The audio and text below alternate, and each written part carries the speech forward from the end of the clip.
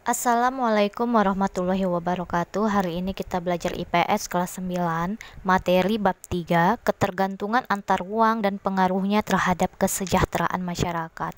Setelah saya jelaskan, kalian catat di buku catatan. Selain itu juga saya akan berikan latihan dan dikerjakan di buku latihan, jangan dicampur. A. Perdagangan internasional.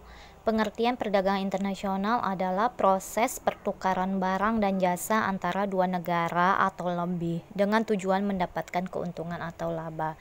Di sini ada perbedaan antara perdagangan dalam negeri dan perdagangan internasional. Perdagangan dalam negeri di sini kegiatannya dilakukan dalam wilayah suatu negara. Pembeli dan penjual itu berinteraksi langsung. Mata uang yang digunakan sama, tidak dikenakan bea masuk, hanya retribusi. Biaya angkut itu biasanya lebih murah. Peraturan perundang-undangannya sama atau hukum nasional. Sedangkan perdagangan internasional kegiatan yang dilakukan dalam wilayah antar negara. Pembeli dan penjualnya tidak bertemu langsung, mata uang yang digunakan berbeda sehingga menggunakan devisa. Dikenai pajak atau bea masuk, biaya angkutnya lebih mahal, peraturan perundang-undangnya berbeda atau hukum internasional. Selain itu juga ada faktor yang mendorong terjadinya perdagangan internasional, antara lain A. Perbedaan sumber daya alam yang dimiliki oleh setiap negara, B. Perbedaan tingkat kualitas sumber daya manusia, C. Perbedaan ilmu pengetahuan dan teknologi, D. Perbedaan budaya suatu bangsa, E. Perbedaan harga barang, perbedaan upah dan biaya produksi, perbedaan selera. Ada juga manfaat dan hambatan perdagangan internasional. Di sini kita akan membahas manfaat perdagangan internasional. Coba dilihat ya Nak ya. Di sini ada 9 manfaat dari perdagangan internasional.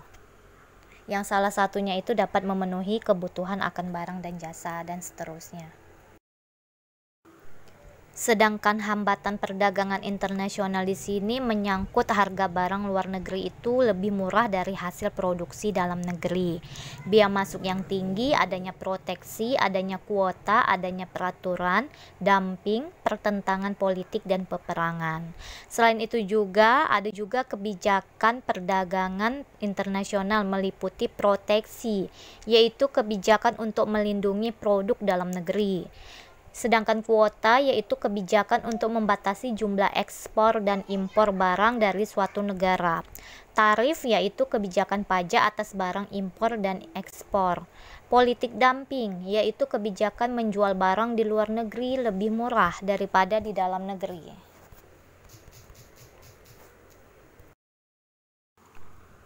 Ada juga dampak positif dan dampak negatif perdagangan internasional. Dampak positifnya yang pertama mendorong kegiatan produksi, dua meningkatkan pertumbuhan ekonomi, memperluas lapangan kerja, majunya lembaga keuangan.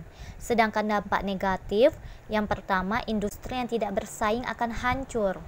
Karena harga barang impor itu lebih murah dari harga barang dalam negeri. Dua itu menghambat pertumbuhan ekonomi, ketiga menimbulkan banyak pengangguran.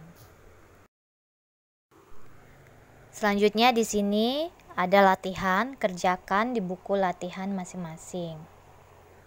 Assalamualaikum warahmatullahi wabarakatuh.